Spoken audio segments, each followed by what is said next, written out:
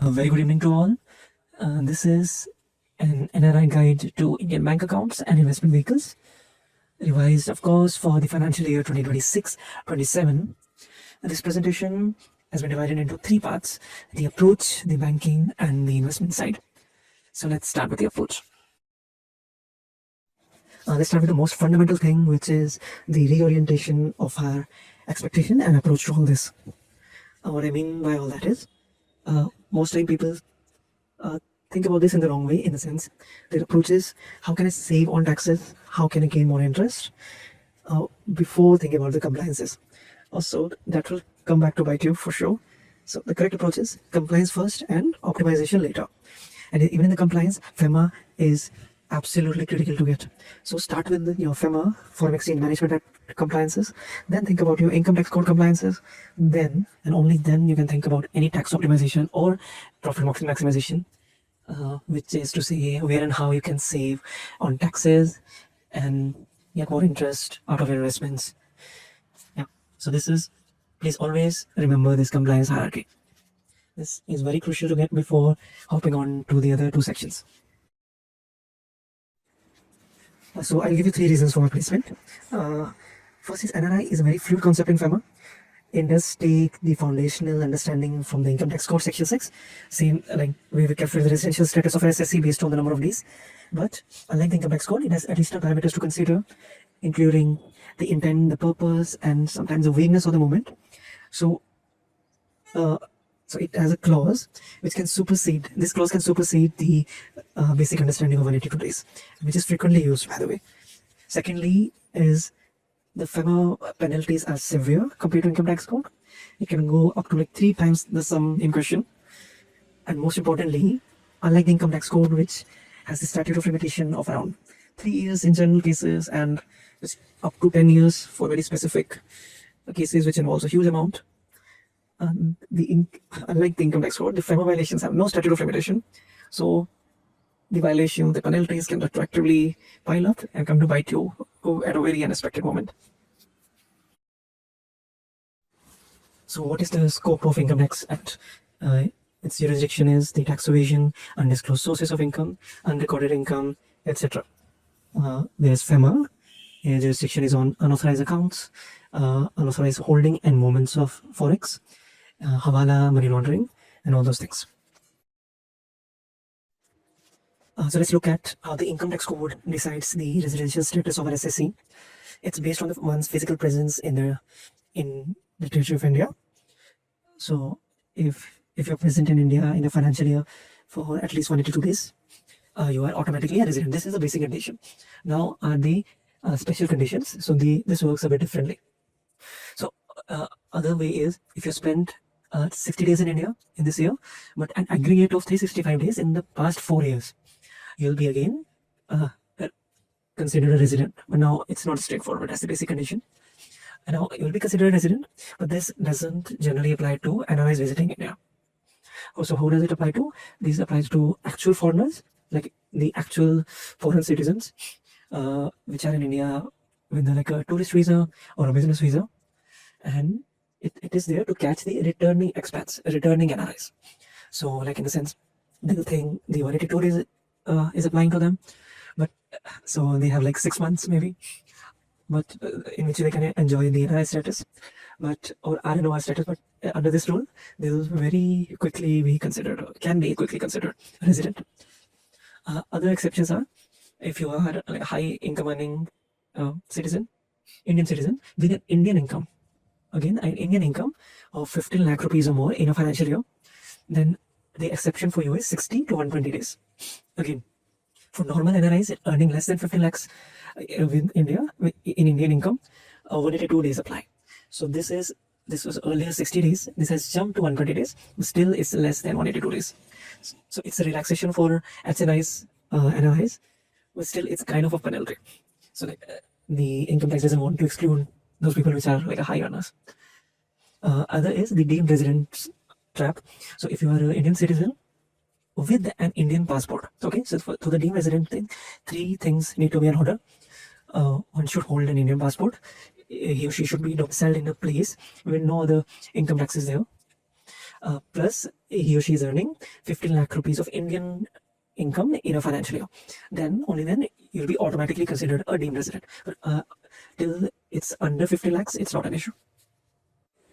One silver lining is if you're forced to be or like automatically deemed considered a resident under the special condition, you are not then considered an ordinary resident, which will be taxed globally, but you are considered an RNOR resident, non-ordinary type. So basically, only your Indian income which is source or generated in India will be taxed, which is still better. This is the spectrum of tax residency as per the income tax code. So let's start from right to left. As a non-resident, you are only taxed for the income earned, accrued, or received in India. Earned in India, accrued meaning earned but not received, and actually received in India is taxed. RNOR is the transitionary phase between a non-residency to an ordinary residency, in which the only Indian income is taxed, your foreign income is exempt. And or if as an ordinary resident, of course, like your global income is taxable, no matter where you're earning it from, except for a few exemption which is applicable for all, like agriculture income. So this is now how the FEMA decides the residency status. If you see, it's the baseline is the same, the 182 days baseline covered in the Income Tax Act, but there's a very special rule of assumed intent. When there are two cases. One is they're going outside for employment and business purposes. That is the clear intent. But when there is uncertain period, like maybe a dependent is living with some NRIs which are working there. So as per the FEMA regulation, the moment they left the country for uncertain period, they are automatically flipped to a person living outside India. So the implication change. Basically, the most common thing that people forget to do is convert their residential local FD, RD savings account to NRI or NRO savings, there's FD or RD account. So a quick comparison, Income Tax Act considers duration of the relocation, FEMA considers the duration of relocation plus the intent and purpose. And I argue these two matter more. In the FEMA, Income Tax Act cares about a residential status only annually. FEMA considers it almost like immediately from day one. Day one from departure, day one arrival. The core baseline is the same, with the only exception being the FEMA's assumed intent clause, which has the ability to supersede the 182 days clause. This is just to clear some confusion. The superseding clause of FEMA is not something you can assume and work on. That is up to the ED. So, meaning, if you come back to India with the intent to stay here permanently, you cannot just immediately buy agricultural land using your foreign earnings. So for you need to complete the residential status of, as in Income Tax Act, the baseline, plus the intent will be checked by the ED. So this is not something for you to assume, but just for you to keep in mind. Moving on to section 2, bank accounts. We're discussing the various NRI bank accounts, namely the NRE, non-resident external, NRO, non-resident ordinary, FCNRB actually, fixed, a foreign currency non-resident, and RFC, a resident foreign currency. So these are the 4 types we'll be focusing on. There are, of course, subcategories. You may read or hear about other terms, some obsolete terms.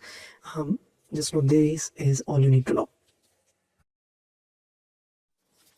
So the first is the NRO and non-resident ordinary, primarily used for managing income generated in India or income sourced from India, basically. So if you have any dividend income, any rental income, any business income in India, you can operate it through an NRO account.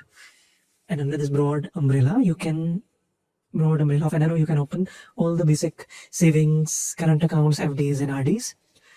The interest is taxable on this, plus TDS is applicable on a higher side, 30%. But TDS and TCS are just advanced tax collection mechanisms and not necessarily tax. So it's So basically you can claim refund or partially or fully. Most times fully you'll be able to claim refund fully by filing an income tax return for that year. Now the interest is repatriable after the tax, but the principal is now stuck with the 1 million USD dollars restriction if you want to move it back to the source country or anywhere outside. One other thing to note about this NRO is you can actually hold, although that is not the primary purpose, you can actually hold income sourced outside India, but it will automatically get converted into rupees when it hits the account. And it is not really suggested because you have a better option in NRI. So let's just look at that. So NRI is the non-resident external. So here the only money you can keep is which is sourced from outside India, and of course that is also converted into India INR when it gets into the account. Under this you can also open savings, same as the NRO, current account, FD and RDs, but the tax on interest is there's no tax on interest, and it is 100% repatriable, meaning principal plus interest. You can take it back to the source country or take it outside the country whenever you want. Now, relatively a new category, FCNRB, which is the foreign currency non-resident. So the B here is the second series name. So there was an FCNRA, which ran from 1975 to around 93, I believe. The only difference being the A series. In the A series, there was an exchange risk guarantee, which was borne by the RBI and government in collaboration, which was a losing proposition for the government, so they just changed it to a non-guarantee B scheme around 1993.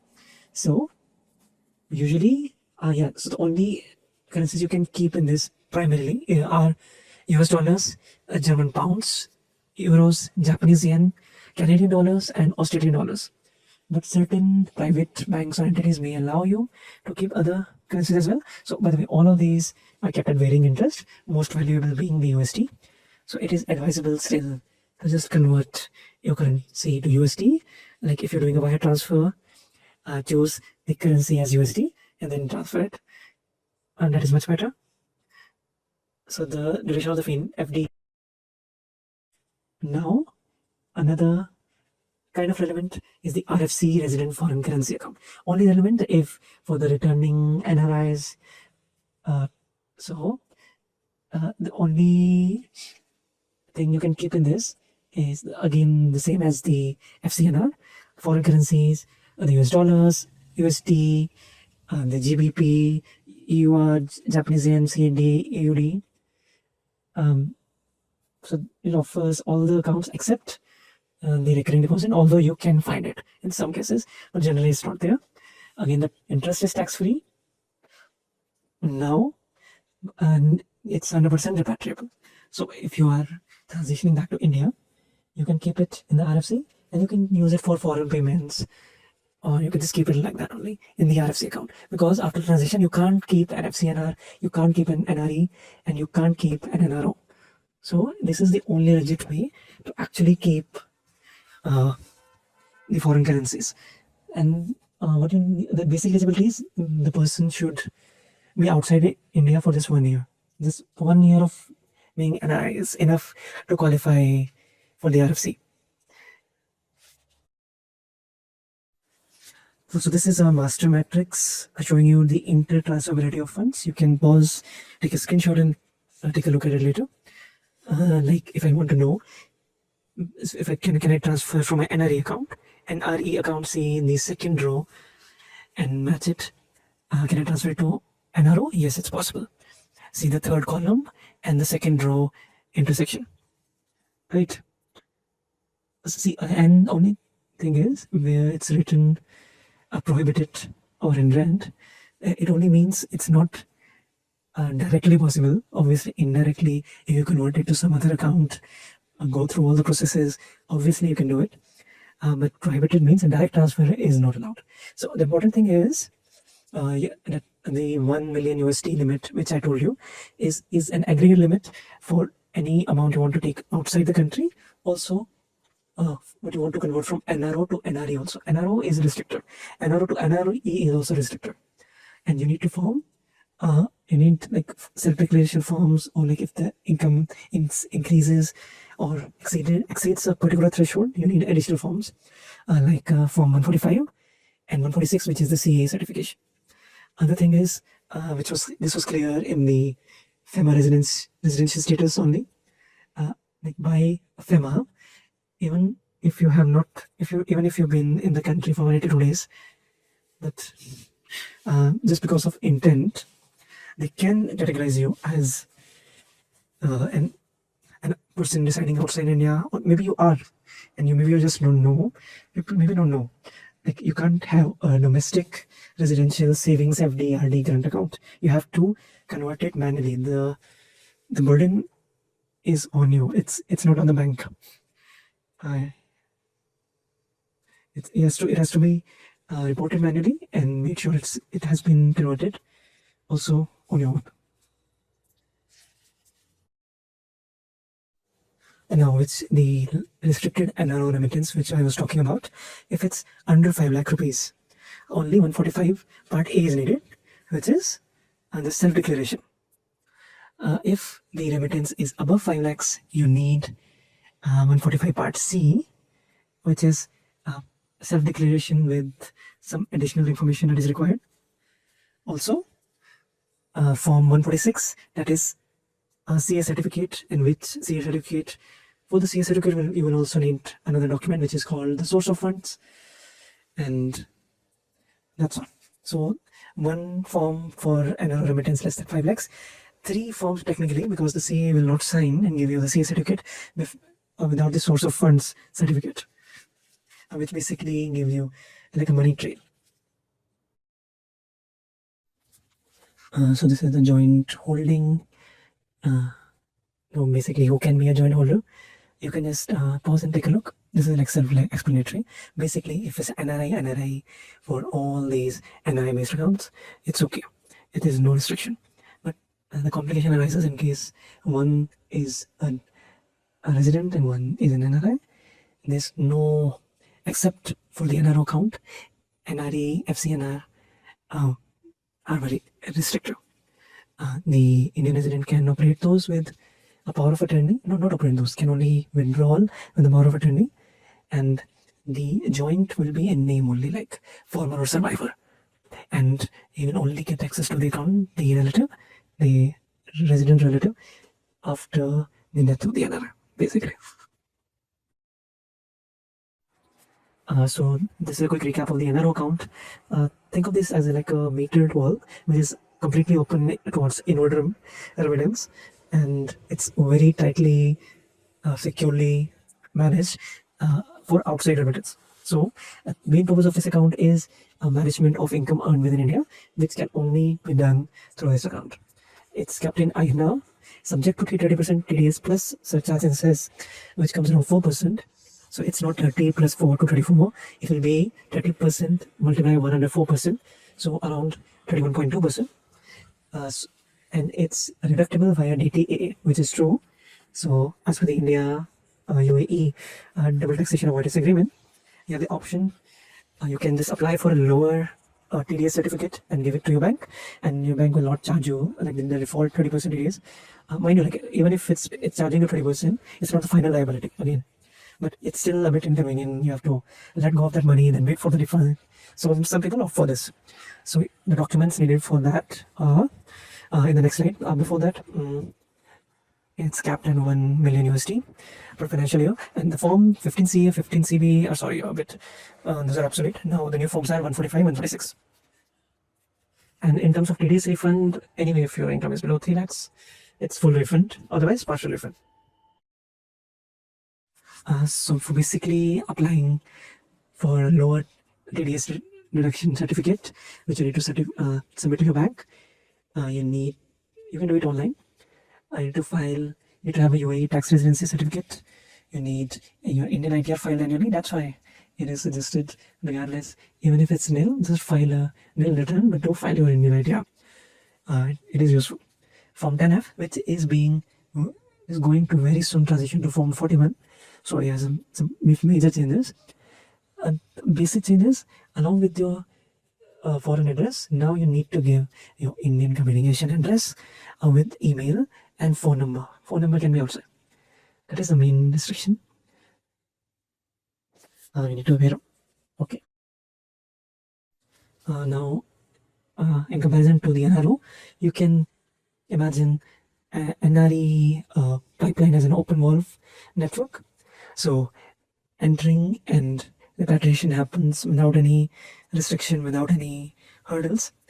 Again, the form numbers 15C and 15CB are obsolete. Now these are 145 and 146. Right.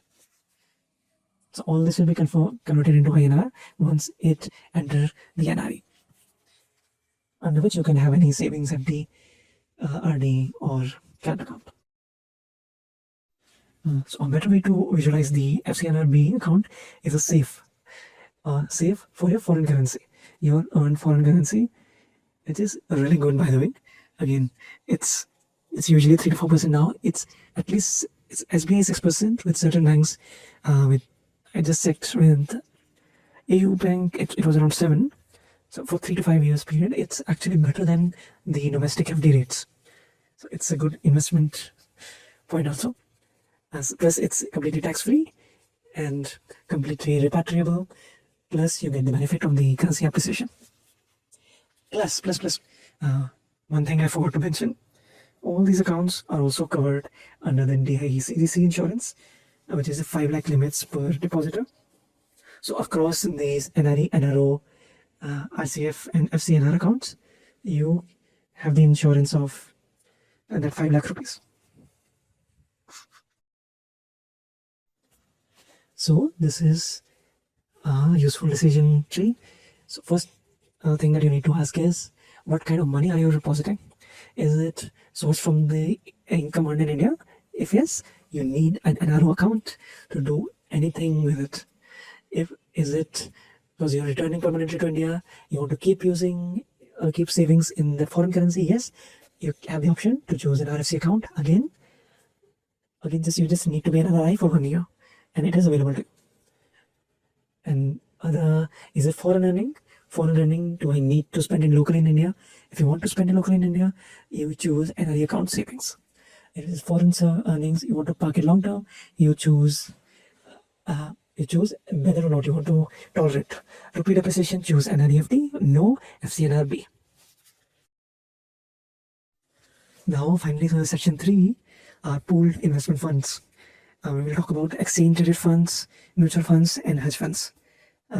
All of those are like category of pooled funds only. Perfect. Now a quick quiz for you based on your understanding of the NRI account system so far. So out of these two broader categories of NRO and NRE, if you have to guess, if you want to invest in Indian shares, Indian ETFs, mutual fund units, which bank account you need to link it with? Usually it's a saving account, but as you understand, both NRO and NRE it's like a broader category under which there are all those basic accounts. So which one will you choose, or which one you should use? If you said NRO, you will be wrong. You said NRE, you will be wrong. It all depends again on the compliance. So if the source of funds being processed for this are of Indian origin, you will have to open an NRO account. There is no other option. For the foreign receipts, there are 2 options. You can open an NRE account in which your interest plus principal is fully repatriable, but you have the option to even process this through an NRO account. There's no reason to do it, but you can. There's no benefit to do it actually. In that case, your funds will get restricted, your interest is taxed, and only the interest part is fully repatriable after tax deduction, and the principal will remain restricted to that 1 million USD each year. Also, what you need to know is NRE account, when you're discussing the investment vehicles, has 2 main subcategories you need to know. One is NRE account open via PIOs route, and an NRE account open via non-PIOs route, which is PIOs portfolio investment scheme. If you look at the slide, this is directly taken from the SEBI documentation. So this is basically, you need a PIS permission letter. with the PIOs permission letter, 2 new accounts will be open: NRI PIS saving banks account, NRI saving banks account. So it's needed if you want to buy some shares or units of ETFs or open demat or trading account on in repatriation basis. Of course, we're talking about NRI, so it is repatriation basis. This PIS is not needed for NROs, and it's not needed for initial public offering, IPOs, ESOPs, employee stock options, right issues, mutual funds. Mutual funds, you don't need it, and you don't need a demat account, and you don't need a trading account. And ETFs, bonds, not ETFs, specifically ETF bonds, which are basically net instruments, and debt securities, net instruments which track government bonds and securities. So the main difference between NRI PIS account and NRI non-PIS account is PIS account has additional surveillance, and bank charges you a bank reporting fee per trade, which is really high and which is basically absent in other NRO, NRI non-PIS and other variants. This is the only main con. Now see, this is mutual funds and ETFs are part of the pooled investment criteria. In both of them, you do not actually hold the physical commodity or the actual shares underneath it, right? The assets belong to the fund manager and the fund house, which is called the asset management company, AMCs. Basically, so main thing, see, both of them deals in the same segment, exactly the same segment. What is the difference then? There is for mutual funds are more liquid, and ETFs are less liquid because there are less people actually interested in India, especially in India. There's a 0.5 to 1% exit load in equity, which is a bit higher than ETF. But the problem with the ETFs is there are a lot of stock brokers. So these are basically securities, and they were treated as shares only. So each trade attract some brokerage. You need demat accounts or demat annual charges and STT securities transaction tax. Plus, there's another con which we'll see in the next slide, in the comment slides. And mutual funds are basically structured as trusts legally. So there is no brokerage. You no need to pay any STT demat charges because you're not the one actually doing it. And so this is much better, in terms of if you want a passive fund, though there are options of passive and active in both. Mutual funds are mostly active and ETFs are mostly passively managed. We'll get into that in the coming slides. Like we saw, there's a big overlap between the assets, the underlying assets, which are wrapped inside these specialized vehicles. So the only difference is how this investment vehicle is engineered, how it works. So you're able to see how much overlap there is, right? So index funds are strategies, ETFs, mutual funds are investment vehicles, and wrappers inside, which is indicators of certain indexes or some commodities, but not actually holding anything. You're not actually holding gold when you buy a gold ETF or mutual fund. The fund just matches its fluctuations with some correction error, which depends on the AMC, the asset management company. So what is the difference? One is mutual fund, you can do SIPs, which is in ETFs you can technically do. Some brokers allow you to do it, you just load the money and there's auto pay, you enable auto pay, and you just buy it in the start of the next trading day, which is not a useful thing to do because ETFs are usually bought by the traders when the correction error is high. People see, oh, this is trading at a much lower rate. So people just buy in bulk. Mutual funds are meant to be invested systematically. That is one thing. These attract exit load penalties, meaning if you withdraw in mutual funds, before a certain period, 3 months, 6 months, 1 year, there's some slight penalty. But the ETFs, there's brokerage, demat fees, the STT, plus the bid-ask spreads is also a big thing. And despite being a real-time trading, the intraday liquidity, especially in India, is very less. So combining the low liquidity with the bid-ask spreads, which essentially means as a bidder, as a buyer, you say what is the maximum price you're willing to pay for that ETF. net 1 unit of ETF. Then as a seller, you say what is the minimum price you're willing to sell it off. So that is so wide, it takes a lot of time, and many times if you're in a hurry, you have to get it at a loss. So this is another slide taken directly from SEBI. So what are the transactions that are permitted for NRIs? I'll just focus on certain things. You can pause and read it. Short selling intraday transaction in cash segment. In cash segment is equity segment.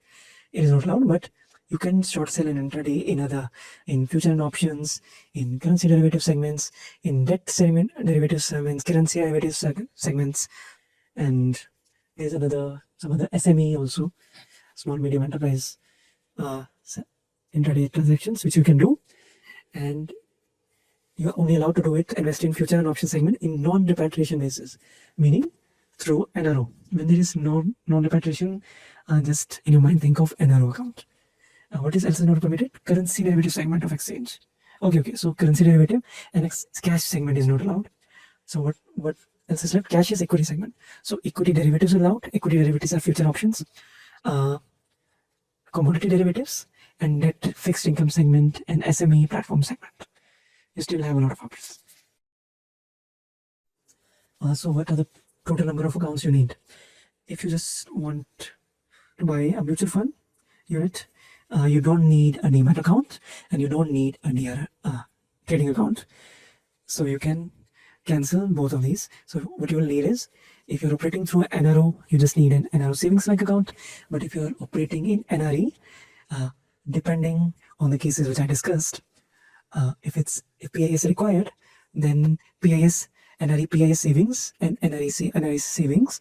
If PIS is not required, then simply NRE savings account. So the mutual funds, which are mostly managed actively and passively. So the price that you get is the end of the day price, which I was talking about.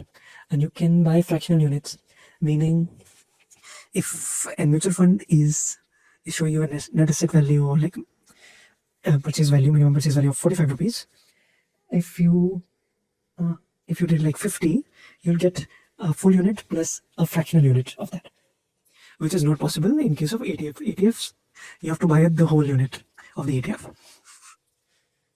And expense ratios are again 0.5 to 1.5%, which basically means the annual management charges. And now the ETFs are, you can buy anywhere between 9:15 to 3:30, basically during when the market is active. You can place an order anytime, but remember, you need an active trading account, you need a demat account. Demat account need not necessarily be linked need not necessarily be through the bank account. It's through an authorized dealer. Authorized dealer can be a bank, could be a third party, which you can just link it to your savings bank account. That is not an issue. Another thing with ETFs is it fluctuates. These are low expense ratios, but like I said, if you are in a hurry to sell, because of the quantum of trading being less and the bid-ask spread is being higher, you typically lose on this. The expense ratio percentage you're saving while not investing in mutual funds, you just overpay here. And mutual funds, another important thing about mutual funds is these are as per the Article 13 of the Indian UAE and DTAA, double dual taxation avoidance agreement. The mutual funds capital gains from mutual funds are not taxable in India or in UAE. So that is another benefit. So aside from ETFs and mutual funds, there are hedge funds also. Why didn't I talk about this sooner? Because these are basically not open. These are open only for HNIs, HNWs, high net worth Indians and individuals. And the minimum ticket size is around 1 crore rupees. Still, and they operate on like a 2 and 20 model, 2% management fee and 2% of whatever profit they're able to make. So they're like high risk, high return and high costing funds only for selected qualified investors. So So for an overview, you can think of ETFs as mostly passive, regulated funds, mutual funds, and mostly active, regulated funds, hedge funds being aggressive, private funds. So for an overview, mutual funds, you can place an order anytime on your trading account, but what you will get is the price you'll get is the end of the day when the trading gets over. The price that is usually that's what you get if you're getting the delivery in the T+1 day. If it's T+3 days delivery, and then whatever the last trading day was at that point, the closing date, the closing NAV price. And the ETFs you can buy and sell anytime there. If you see it down for some reason, then dip for some reason, there's a correction error, whatever the case may be. And liquid mutual funds are highly liquid to the point even if there's no buyer, the AMCs will just buy from you. But the ETFs are dependent on market buyers, sellers, and like I said, these are not so popular, at least for now.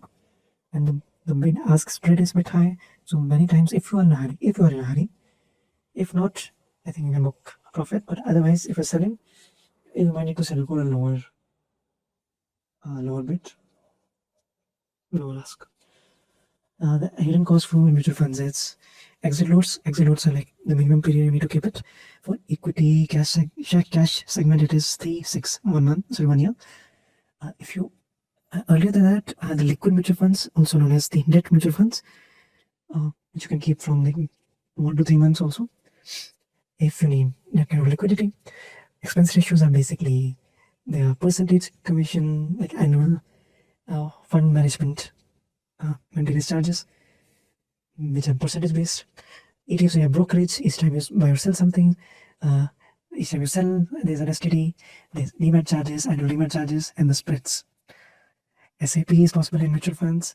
ETFs, some brokers allow you to do it, but due to the nature of the ETFs, it doesn't make any sense to do it that way. Plus, the settlement of mutual funds is T+1 to T+3. ETFs you can get the same day or T+1 delivery. Another thing is you technically buy fractional units in mutual funds, meaning if it's the NAV is at the time of you seeing it in your trading account 40 rupees. If you bid 50, you'll get 1 full unit and the other fractional unit of the 10 rupees.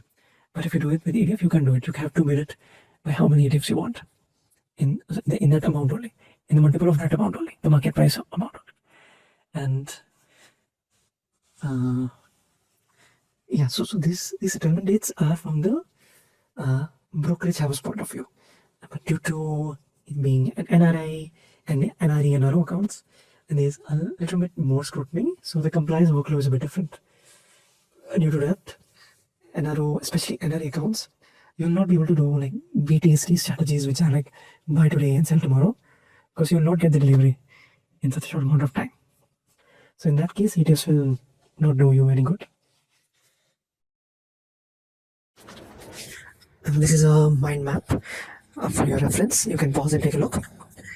Essentially, if your investment strategy is a tactical large lump sum investment at a particular market dip or point of correction, you can think about ETF. And if you don't want to just actively monitor the market every other day or peace of mind, want to just systematically invest, mutual funds are better. Plus, under the India UAE DTA double tax avoidance agreement, any capital gains on mutual funds is exempted to you if you want to avail that. I think considering all this, and even though the exit and the annual charges are less, the expenses ratio are less for ETF, but they have a lot of other things attached to them, like the STD, the brokerage charges, and etc. If you consider that, it's almost the same as mutual fund, but with more hassle if you want to systematically invest. And you will not get the benefit of the section Article 13 of the India UAE DTA agreement, so it's taxable. So considering all this, I think mutual funds are much better. That's it. Thank you for your time. Thank you for listening. My original plan was to make it under 10-minute video. I don't think that's happening now. Let's see. Hopefully